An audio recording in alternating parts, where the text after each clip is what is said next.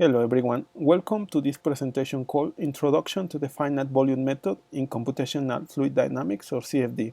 My name is Hugo, and if you are a master or a PhD student that wants to do CFD simulations for your thesis, or if you are a student that is interested in this field, you will be probably using this mathematical method in the future. Also, the finite volume method is the most popular numerical technique used in open source software. So it is very important for you to understand the basics of this method. So I recommend you to watch the full video here. So a quick overview of this video. So I want to give a brief introduction to this method. I also want to illustrate the meshes and the control volumes that we use in this method. More importantly, I want to show how we discretise the convective, the diffusive, and the source terms that are part of every conservation equation used in CFD. And then we want to apply this numerical technique to find the numerical solution of the velocity profile for two simple flows, which are the simple-shear-flow and shear-flow with pressure gradient.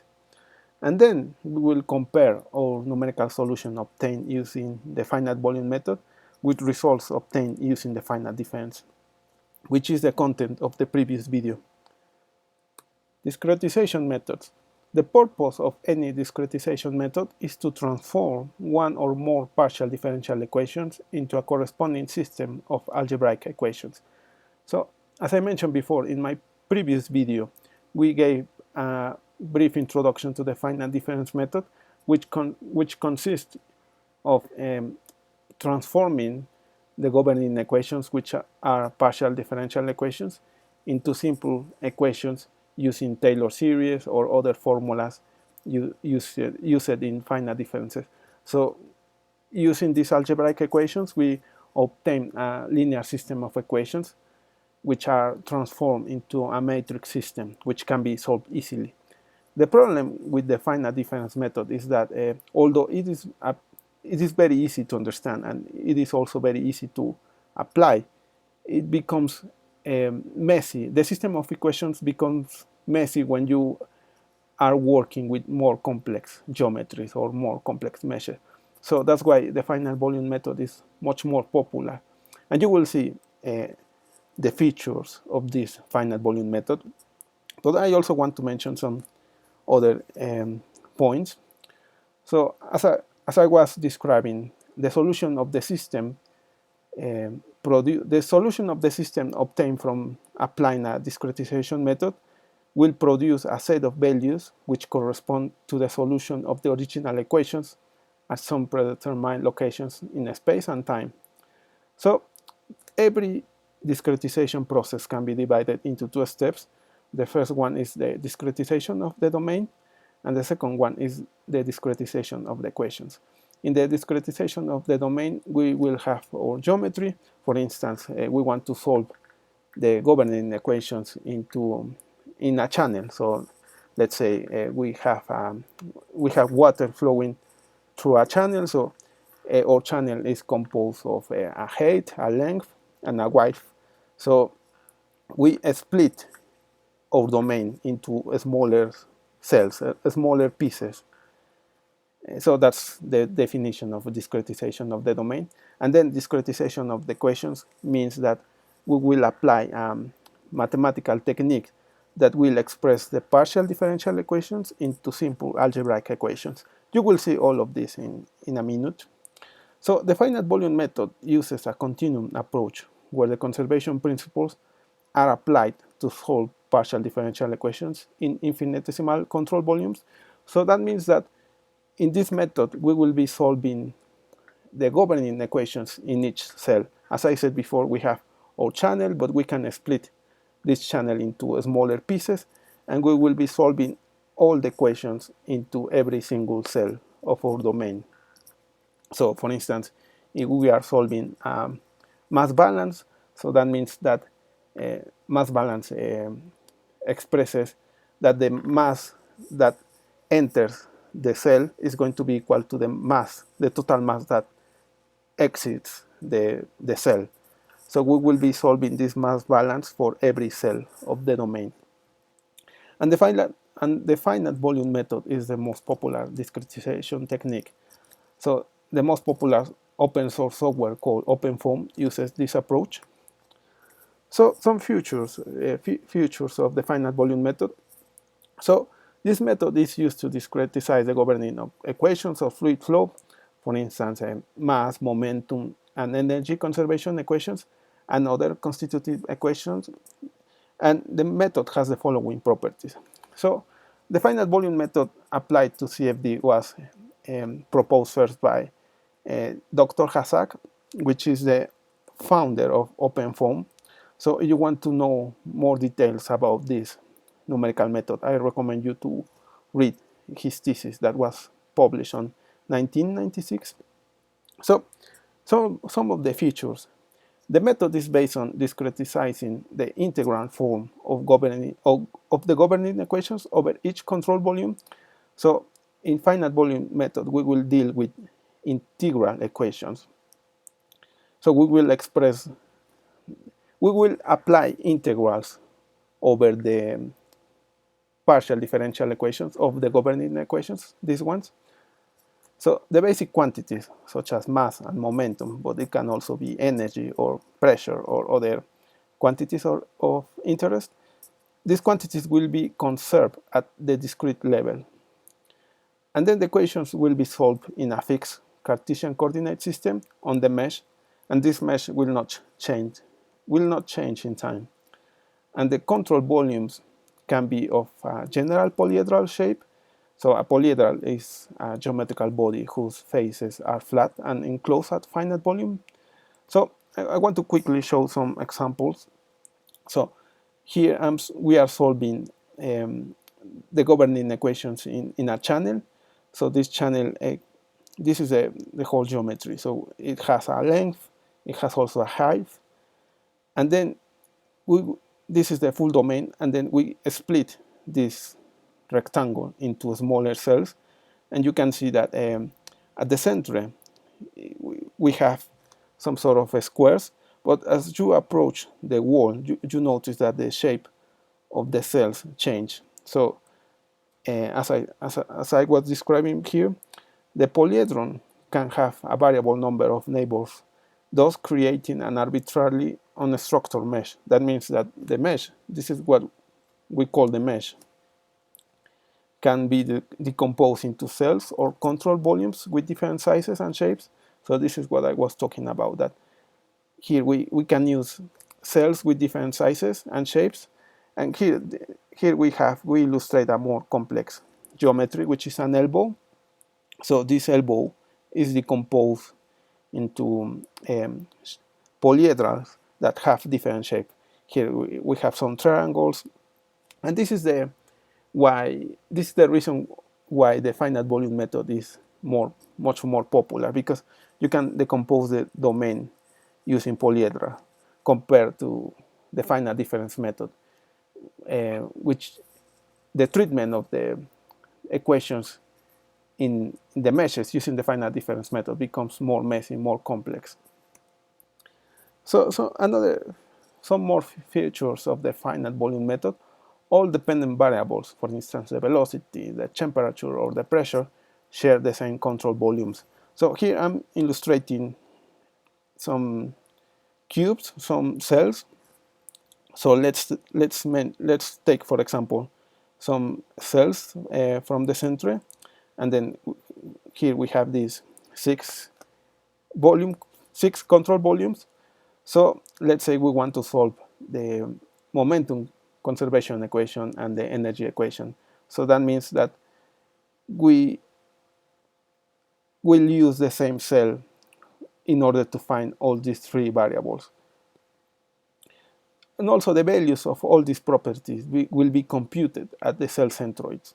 So that means that here we have our cubes, so the centroids are defined here, and all these properties, the velocity, the temperature, pressure, and so on, will be evaluated at these points. And the following geometric condition must be satisfied. That means that the volume integral of this difference has to be equal to 0. So here, for instance, we have the centroid P. So the location of the centroid is given by xp. And this equation, the meaning is the following. So in every point of the cell, of this cell, you take a point, and then you take the difference with respect to the location of the centroid, which is given by xp. And then you take the average of, and then you take the sum, and then you take the difference, and then you sum all these value difference in the whole volume control. And that sum, that interval, has to be equal to 0. So this is a requirement that must be satisfied. And then in the second order finite volume method, all the flow variables will vary linearly between cells or control volumes. So for instance here, phi can represent the velocity, the temperature, or the pressure. So the variation of these variables has to be linear, and it will follow this equation. So we will evaluate, for instance, the velocity at the point x. For instance, it can be a point here or a here. So that has to be equal to the value of the property at the centroid plus the difference between the point where we are, x, minus xp, the location of the centroid, multiplied by the gradient of the property at point p. Now let's illustrate this finite volume method in the momentum conservation equation. So for a Newtonian fluid, here we have the momentum conservation equation, which looks slightly different because for this presentation and for illustration purposes and practical purposes, I will not consider the temporal terms. So we will only focus on the convective term, the diffusive term, the source term, and the pressure gradient term. So also this convective term looks a bit different if you saw my previous videos, but if you actually take if you apply the chain rule, the rule change over this quantity, you will obtain the same equation that I showed in my previous presentations. So this quantity is just the product between the fluid density and the velocity field. So this quantity has actually a physical meaning, which is called the convective flux of momentum. Here we have the diffusive flux of momentum. So this quantity is associated to the convection process, which means that the momentum will be transported due to the movement of the fluid. And diffusive flux of momentum means that the momentum will be transferred from higher concentrations of momentum to lower concentrations of momentum. How the momentum is being dissipated within the fluid. And this is the transfer of momentum due to the movement of the fluid. So this is the source term, which involves external forces that can affect the movement of the fluid or the velocity field, for instance, gravitational forces, electromagnetic fields, and this is the pressure gradient that, for instance, the action, the contribution from a mechanical device such as a pump. So here I define this variable, this quantity, which is a constant, where mu represents the viscosity of the fluid and rho is the fluid density. So the finite volume method requires that the equation, this one, will be satisfied over the control volume around the point P in its integral form. So that means that here we want to solve this equation over this cell. So we will apply a volume integral over this volume, and then we have to solve this equation, this integral equation. I also forgot to mention that, for instance, this is our domain, which is here in this cell where the centroid P is found. So we have these shaded areas which are in blue, which are called internal faces, and these ones are boundary faces. So for instance, if our domain finishes here. So here we will have boundary conditions, for instance, non-slip boundary condition, and so on. So for instance, if we are here, so here we have the boundary conditions, because next to these cells there are nothing. There is nothing. Here we have an interior cell which has two neighbor cells, this one and this one. So these areas, these surface areas, are known as internal faces. So this is going to be important for later. So I just wanted to quickly mention these definitions. And now let's discretise the source term. So when the source term, which is this term, is constant, for instance, we have the presence of gravitational forces, or when this gradient pressure is constant, the volume integral can be solved easily. So we will solve this integral. And then if this is constant, we only have the product between F and the volume at the cell P. So the volume P here, the one that appears here, can be easily calculated as just the length, this length, multiplied by this height, multiplied by this width. So that's capital UB at P. But what happens if the source term is linear? For instance, if this term adopts this form where C is a constant, so we have the following mathematical expression. So C is constant, so we can take this C out of the integral. And now you remember that all the properties, all the flow variables, in our case, U is a flow variable. So in the finite volume method, these quantities will vary linearly between cells or control volumes. So it will take this form. So U will take a similar form. So we have to evaluate the velocity at the centroid P, plus we have to take the difference between X minus the location of the centroid, as shown here, and then multiply it by the gradient of the velocity at P. And then now we have to estimate this integral. But we can split this integral into two. So we have this first integral. UP will be the velocity at the centroid. So this is going to be constant. And then we have to now obtain this integral. But did you remember that this condition, this geometric condition, has to be satisfied, and this integral has to be equal to 0. So all this integral becomes 0. So now this full integral is just the product between C multiplied by the velocity at the centroid multiplied by the volume of the cell where the centroid is. So now discretization of the diffusive term. In order to do that, we have to use the divergence theorem, which allows us to transform a volume integral in a sum of surface integrals over all the faces of the control volume. So the divergence theorem, or the Gauss theorem, allows us to express a volume integral into a surface integral.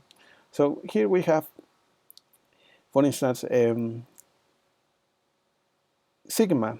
Sigma can represent a vector, can represent a constant. For instance, the temperature can also represent momentum, in our case, velocity. So the divergence, the integral of the divergence of this quantity has to be equal to the surface integral of the quantity multiplied by the unit normal vector that points out of the control volume. And then, yeah, we have to estimate this integral. So the normal unit vector is this vector that points out of this volume control. We can also have a unit normal vector that points out of this face. So we have to apply this divergence theorem to this diffusive term. So sigma is actually Newton's law of viscosity for the stress tensor. So sigma can be seen as the product between the viscosity of the fluid multiplied by the gradient of the velocity. So the physical meaning of this equation is that, for instance, let's analyze term by term. Let's analyze term by term.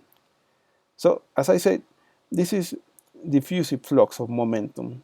So that means that we have an area, a force per unit of area. So the divergence of a flux calculates the flow of momentum in a point. And now if you sum all the flow of momentum over the whole control volume, that will give you the total momentum within the volume you are interested in. And that quantity, the total momentum in the whole volume, has to be equal to the flux of momentum that goes through all the surfaces of the control volume. So in other words, so the momentum that is here within the full volume has to be equal to all the momentum that crosses these surfaces of the volume control, of the control volume. So that is just the physical meaning of this equation. So we express a volume integral into a surface integral, and for the x component of the momentum equation, the integrals of the divergence theorem becomes this expression. So that means that we have to remember bold letters means a tensor or a vector. So this is a tensor, this is a vector, but the gradient of a vector gives you a tensor or a matrix of 3 by 3 elements. So we are only interested now for the x component of the momentum equation. So if we apply this equation to this expression, we obtain the following expression. So this is the volume integral, which is just the sum of derivatives. So we have the variation in x of the viscosity multiplied by how the velocity in x direction varies in x direction, plus how this quantity varies in y direction. So this quantity means how the velocity in x direction varies in y direction, and then some similar reasoning is followed here. So this full sum, the integral of this full sum has to be equal to this surface integral of this sum. You can do this by hand. You will notice that you will end up with the same equations. But for practical purposes, I just want to focus on the x component. If you want to obtain the full system, you will have to do the same for the y component and for the z component. And then you will have integrals in all directions. So here, for instance, for the y component, here instead of x, you will have the velocity in y direction, and the same here. And for the z component, instead of ux, you will have uc, and the same here. Now, discretization of the convective term. So the convective term is the one that is shown here. So, following a procedure similar to the one carried out here, we also apply the divergence theorem, but now for this term. So now instead of sigma, we have the product between the fluid density multiplied by the velocity twice, and then you transform this volume integral into a surface integral. And also for practical purposes, we only illustrate the x component of the momentum equation, and then you will end up with something like this. So yeah, this is just straightforward. And as I mentioned at the beginning, we want to use the finite volume method to solve numerically the simple shear flow for a Newtonian fluid. Our goal is going to find the velocity profile in x direction. So in previous videos, I also solved analytically the Navier-Stokes equations for a Newtonian fluid in this geometry. So this geometry is very simple. So I recommend you to watch my previous videos in order to understand this flow better. But if you have not watched those videos, do not worry. This geometry is actually very simple. So we have a Newtonian fluid, an incompressible Newtonian fluid that is placed between two parallel plates. So the bottom plate is fixed, so that means that the velocity at the bottom is equal to 0, and the velocity at the top plate is uv. So this plate is moving in x direction. And then, yeah, at the bottom we have non-slip boundary condition. So the distance between the plates is h. And then we assume that the viscosity and the density of the fluid are constant. And also we assume isothermal steady state. So that means that the temperature of the fluid is going to be constant. There is not going to be source of energy that change the temperature. And also steady state means that we do not care for the temporal terms. We are only interested in the solution that is independent on time. We also want to solve the shear flow with pressure gradient.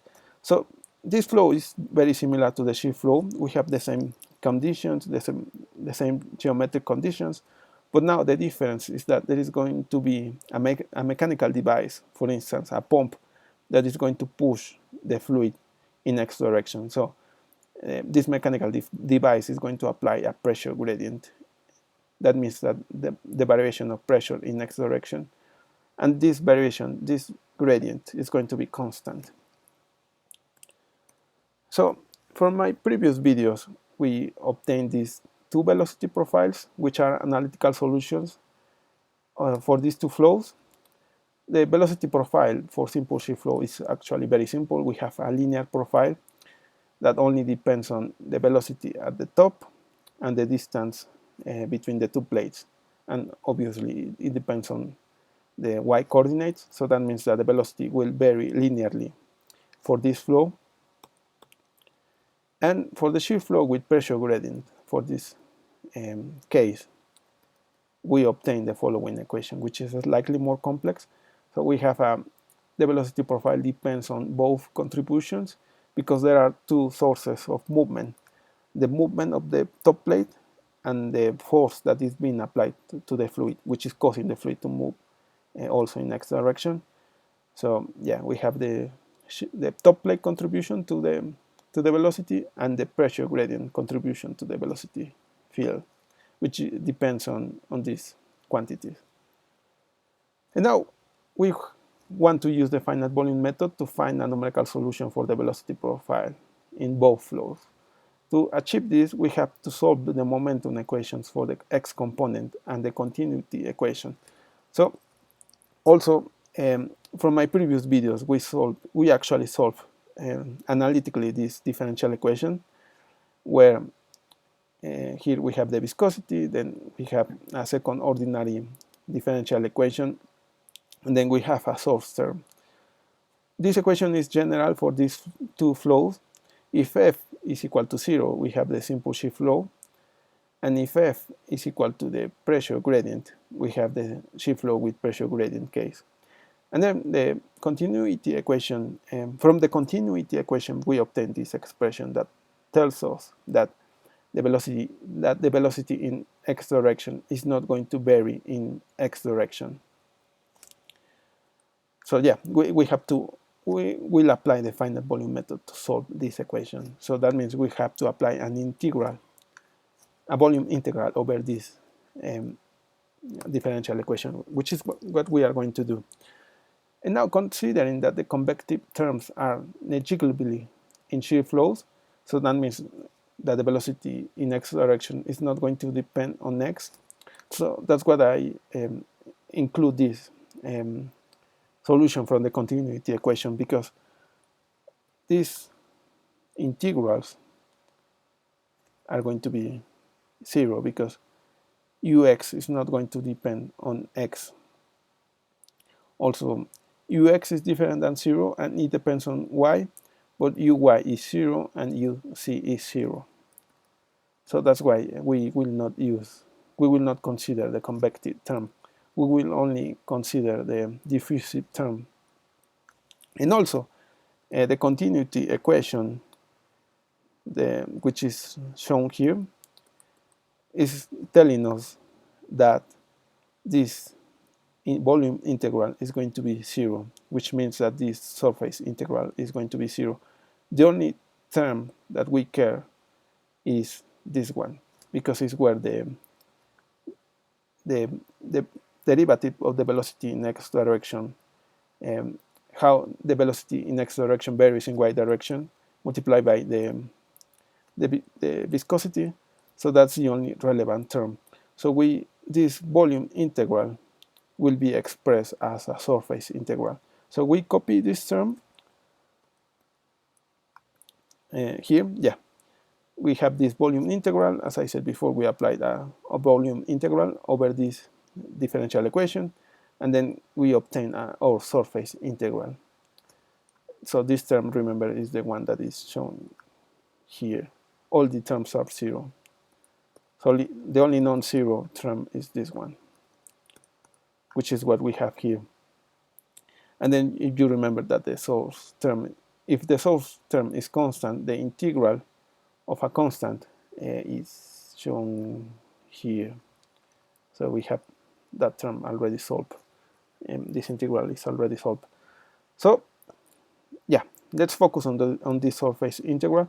So the gradients or momentum fluxes, which are these quantities, are constant at the cell faces or walls, and the integrals become like this.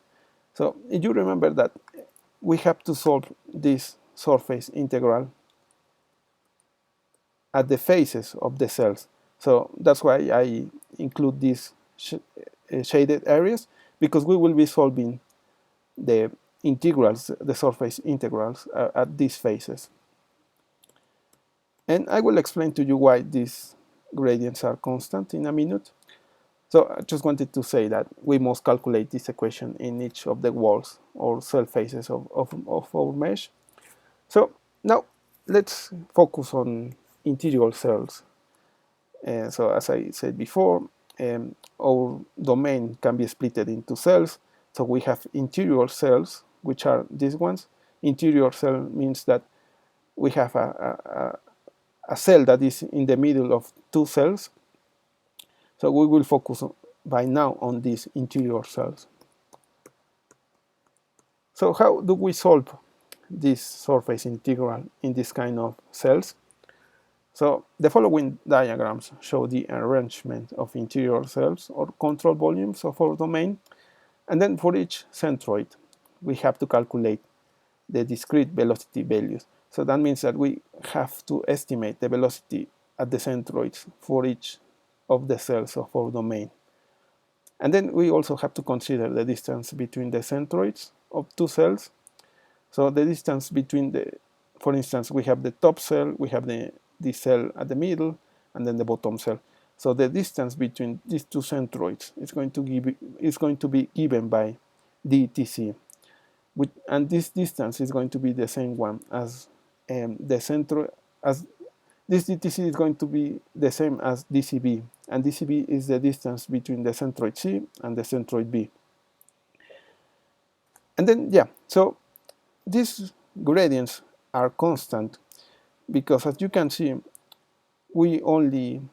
these gradients are only going to vary in y direction, and we are interested in calculating these gradients at these surfaces, and these surfaces depend on x and c direction.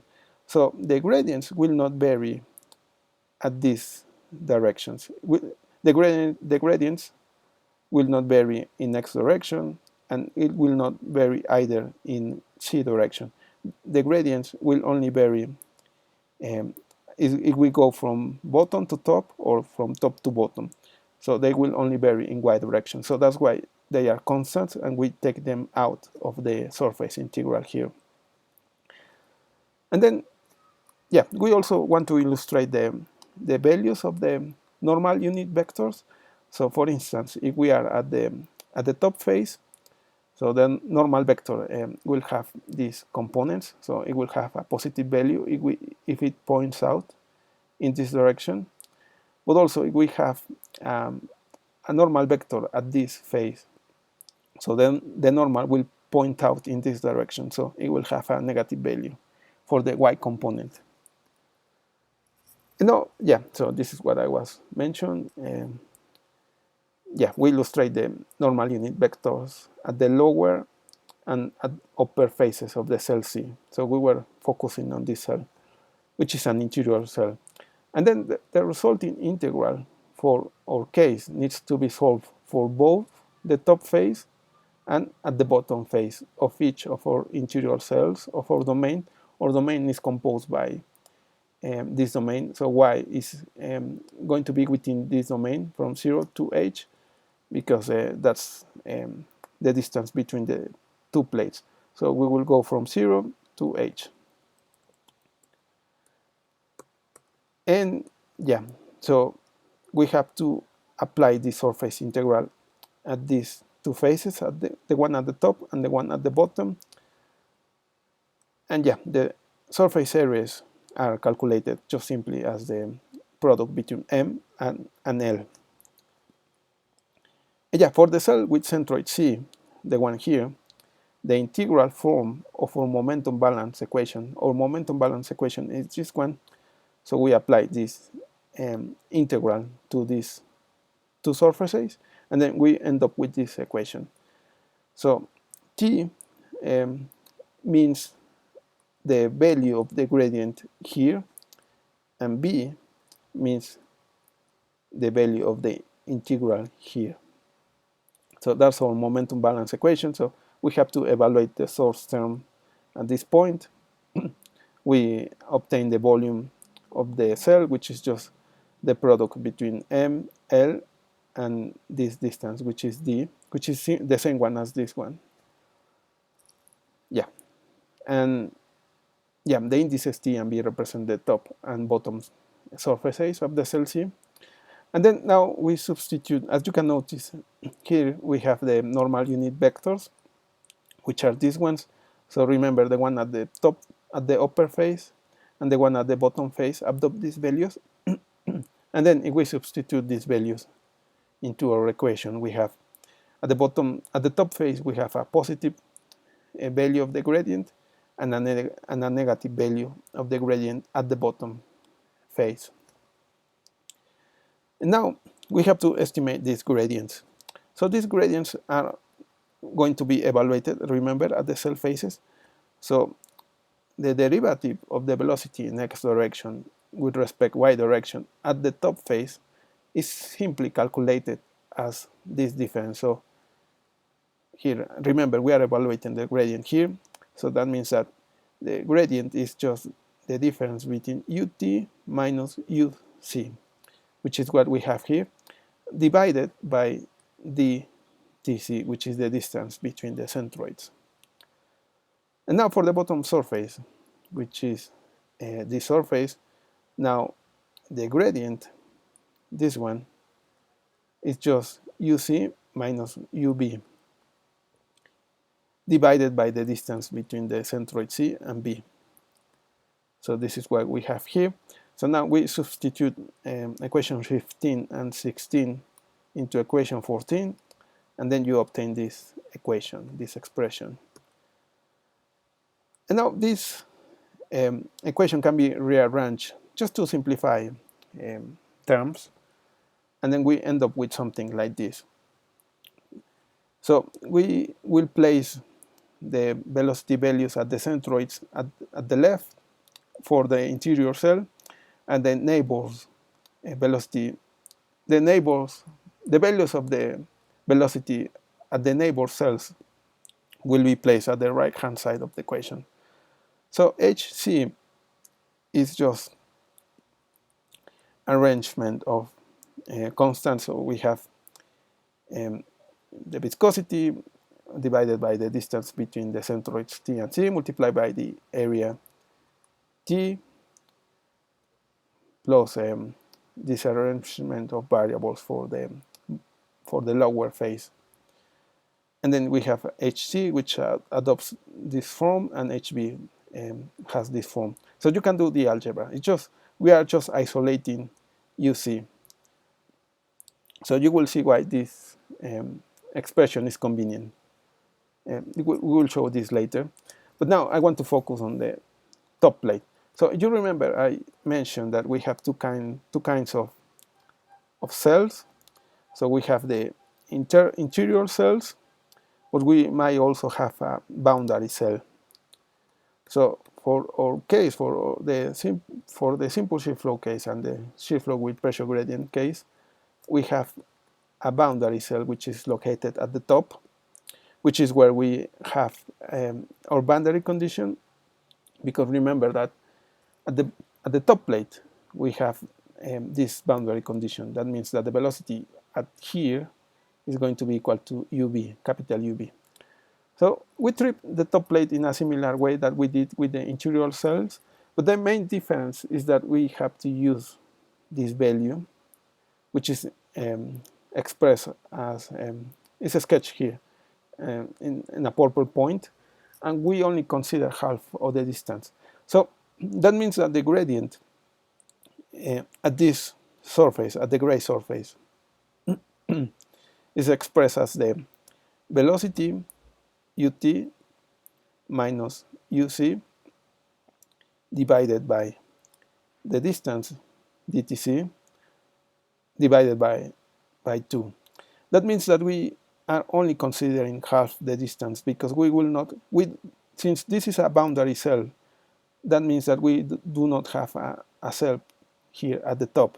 So we only have to consider this distance, because we know the velocity value at the top plate, which is UV. So that's why we only consider half the distance, dtc over 2. And then we substitute ut here in the gradient. So we have our gradient that can be calculated as follows. So remember, we are evaluating the surface integral at the top. So the momentum balance equation here at the gray and at the bottom, at the blue bottom phase, the momentum balance equation becomes as this one. We also substitute the unit normal vectors here, which is going to point out in this direction, is going to be positive, and the unit normal vector here at the blue shaded blue surface will point out to the bottom, so it will have a negative sign. So that's why we have the negative sign here. And then we substitute the gradients here. This one at the top face will be substituted here, and then for the bottom surface, it's going to be similar to the one we estimated here. So we have this expression, and then if we isolate for UC, and if we rearrange this equation, we end up with this expression. You can do the algebra, you will end up with the same equations that I have here. Just be careful with your algebra.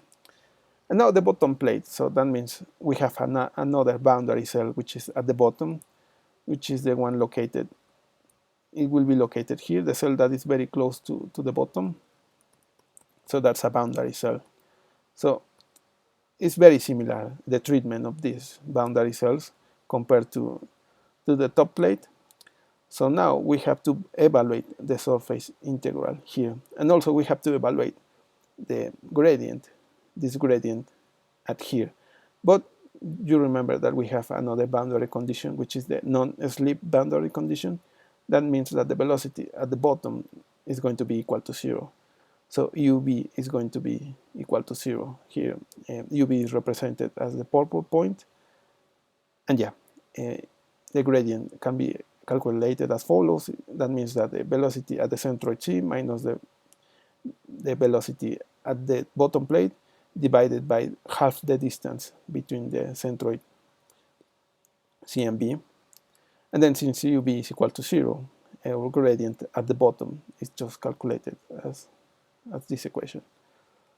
Now, once again, we have to solve the momentum balance at the top, the blue surface, and at the bottom, which is the gray surface. So yeah, we apply the same methodology we used before. We substitute the gradients. This is the one at the bottom, this is the one at the top, and then if you rearrange terms, and if you isolate for UC, you end up with these equations. Once again, these equations can be easily obtained. This is just algebra. And now a summary of coefficients for all the cells. So here I include a table that represents, for instance, all the cells that we have. We have the one at the top, which is the one we obtain here. Here I include all the values of the constants HC, HT, HB, and the source term. For the interior cells, we will have these values of these constants, and then for the bottom cell, which is the one here, we have these terms. We have some similarities, but we can observe that there are some differences, especially in HT and HB. HC is going to be 0 at the top, and HB is going to be 0 for the bottom, and here for the top cell. Due to the inclusion of boundary condition at the top plate, the source terms is going to be slightly different. And then we also have a factor of 2 at both the top and the bottom cells. So now, once that we have solved the momentum equation for each of our cells, now let's apply this methodology to all the cells of our domain. So remember, this is we have this geometry, which is a channel, and then we have to create our mesh. That means that we will split this geometry into smaller cells. So for practical purposes, we will only consider 6 cells. So we have the one at the bottom. So this is the full channel. So the channel has a height h. Here we have 6 cells. The one at the bottom where we have our boundary condition. And in total, we have 1, 2, 3, 4 interior cells. We have one boundary cell at the top and another one at the bottom. So this is a 3D representation of the geometry, but a 2D representation will look something like this. So remember, we want to estimate the velocity profile for the simple shear flow and shear flow with pressure gradient cases.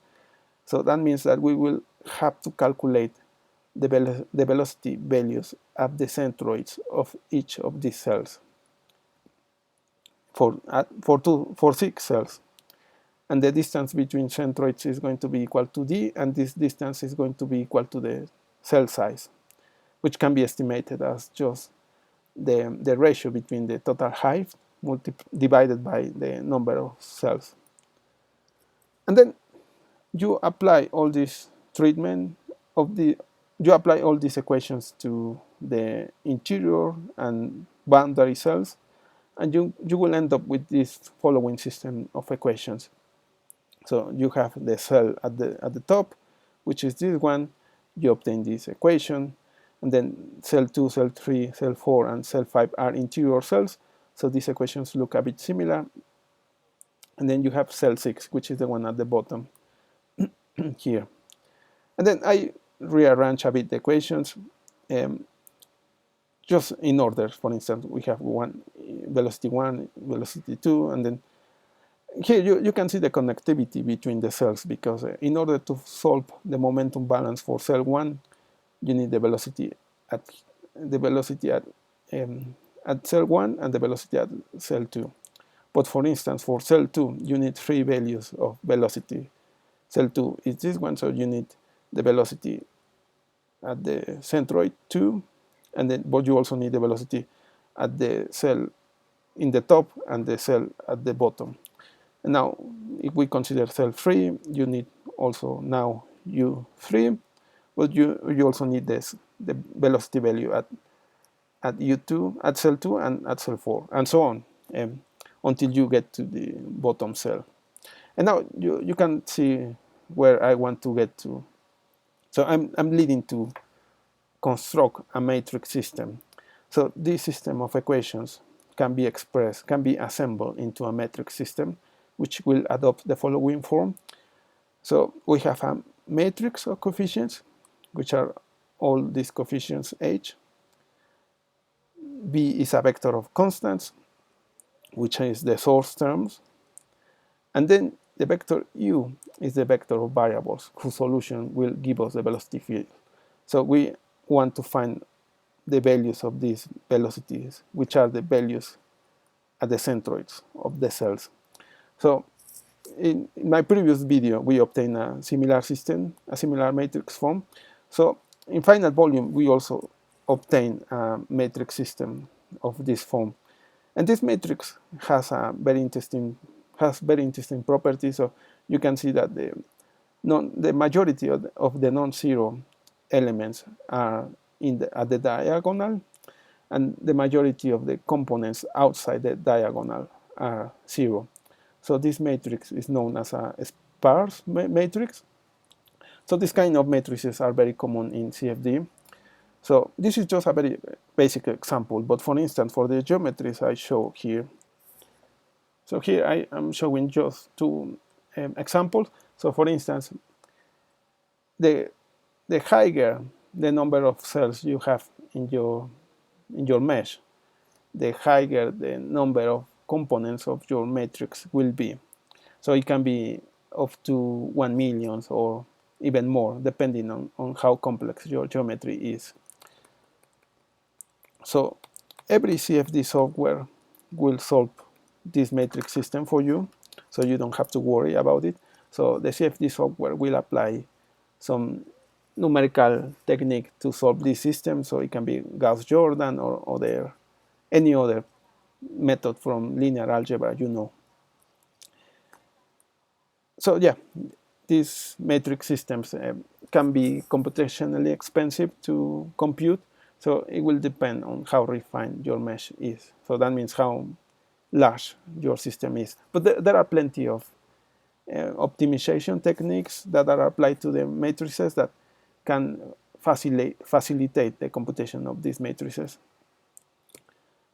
So now let's put some numbers into these matrices. So let's solve this matrix for the simple-shear-flow. So let's assume that the channel height is 1 meter. So we have 6 cells, and then the distance between the centroids, and which is going to be equal to the cell size, is going to be 1/6, and then the area of the cells, of the surface areas, is going to be equal to 6. So that means these areas, the ones in blue and the ones in gray. So it will have 6 meters square. Now, for practical purposes, the fluid viscosity is going to be equal to this value, and then the velocity at the top plate is going to be 1 meters per second. And for simple-shear-flow, the source term is going to be equal to 0. So these f's, which are calculated as these equations, are going to be equal to 0. For the interior and bottom cells, this capital F is going to be different than 0 at the top plate. So now, if you substitute these values at these equations, you obtain this matrix coefficient system. And now you apply any numerical solution technique to solve this matrix system, and then you obtain the following velocity field.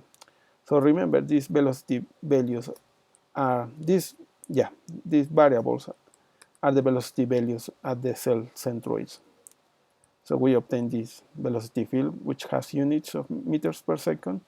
And now we will compare this numerical solution we obtain using the finite volume method with the analytical solution for the velocity field that we obtained in one of our videos, which is linear for the simple-shear-flow case. And then here you can see the velocity profile and the y-coordinate, and the straight black line represents the analytical solution, which is this equation, and the red points are these values. And you can see that, as expected, the numerical solution is equal to the analytical solution. So obviously, in simple-shear-flow, you will never apply finite volume method to this very simple flow, but I'm just here illustrating how we use this method in CFD, how we can use this mathematical technique to solve computational fluid problems. And now I just wanted to compare the solution, these two solutions that we obtain here, with the ones that we obtained in our previous video, where we applied the finite difference technique. I'm sorry. And then, yeah, you can see that the three solutions are in perfect agreement. And something interesting to notice is that obviously the points represent discrete values of the velocity profile. So for the finite volume method, which are the points in red, the velocities here were calculated as at the cell centroids, while for the finite difference, we evaluate the velocities at the cell faces. So that's why the points and the squares of the, which represent the solutions of these two methods, do not coincide with each other. I just wanted to mention this. We have the important message here is that we have three different solutions, all of them agree, but most importantly is that we have different mathematical techniques that allow us to obtain a numerical solution of our system, and these solutions agree with each other. And now, lastly, let's solve the shear flow with pressure gradient case.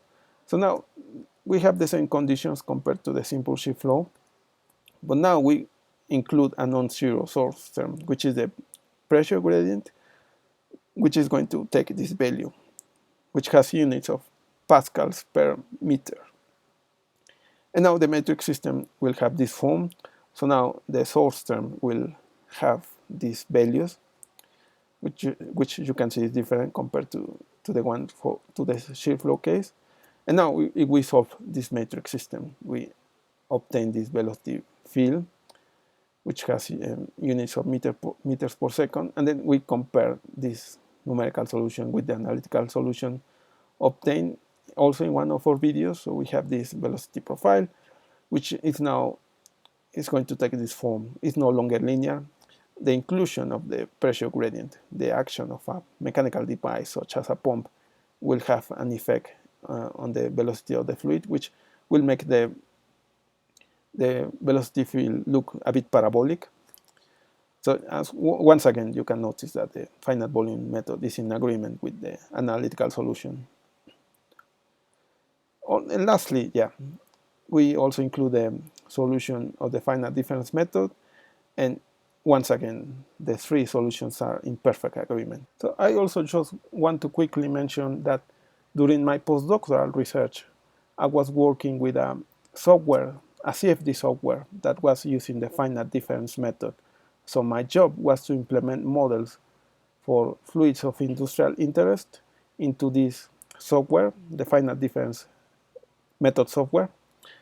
And then I simulate these fluids in, for instance, in a channel. And then I also carried out simulations in another software, which was using the finite volume method. And then I compared the solutions I obtained using the CFD software that uses the finite difference method with the other software that uses the finite volume method.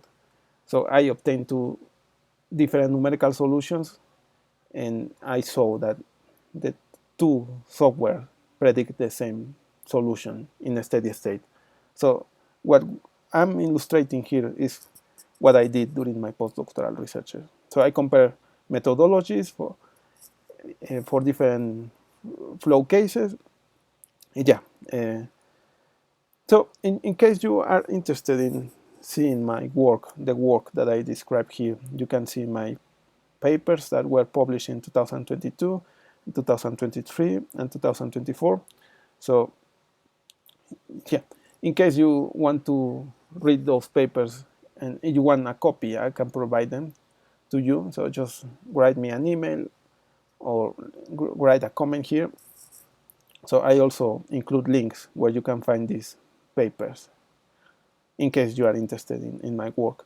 I also included the reference of the PhD thesis of Dr. Hazak, which was published in Imperial College London in 1996. So with this presentation, I conclude the course I was offering for free, which is called Introduction to CFD. So during this course, I gave a brief introduction to to what is CFD. I also talk about my research. Then I also solve analytically the Navier-Stokes equations for two simple flows. Then I gave introduction to the finite difference method and to the finite volume method. And then we use these two methodologies to solve these cases that I described before. So my plan for the future, for the near future, is to upload more videos talking about different content, for instance, how we solve a 2D problem case. I also want to talk about how do we solve the Navier-Stokes equations considering the temporal terms. I have plenty of ideas in mind. So if you have also any suggestion or any idea you would like me to talk about, just let me know in the comments. So I want to thank you, all of you, for being here. You stay until the end. I appreciate your time. So see you until the next time. And thanks again for watching my videos.